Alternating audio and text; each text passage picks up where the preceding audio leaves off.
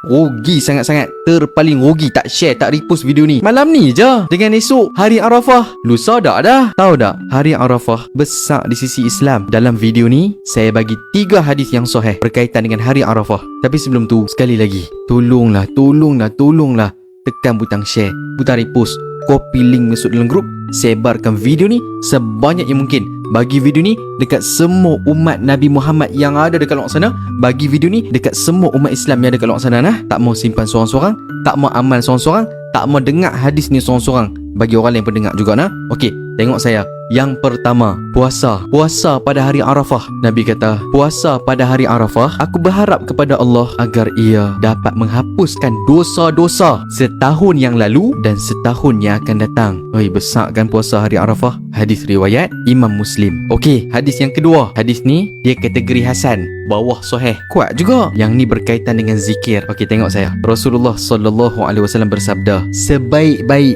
doa adalah doa pada hari Arafah, dan sebaik-baik apa yang aku dan para nabi sebelumku mengucapkan, yakni apa yang nabi dan para nabi sebelum ni zikir, ucapkan adalah, tengok skrin, kita baca sama-sama nah. Okey, ikut sama-sama nah.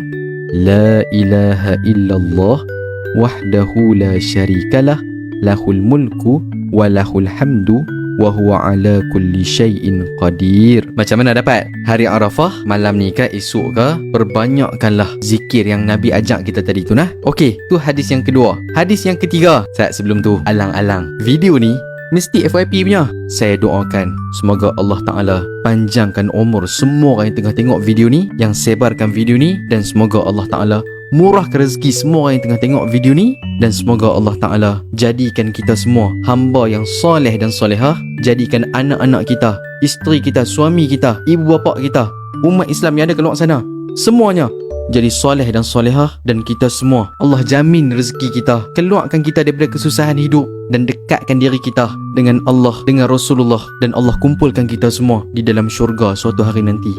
Amin ya rabbal alamin. Ya Allah, makbulkanlah doa kami ya Allah. Okey, baiklah.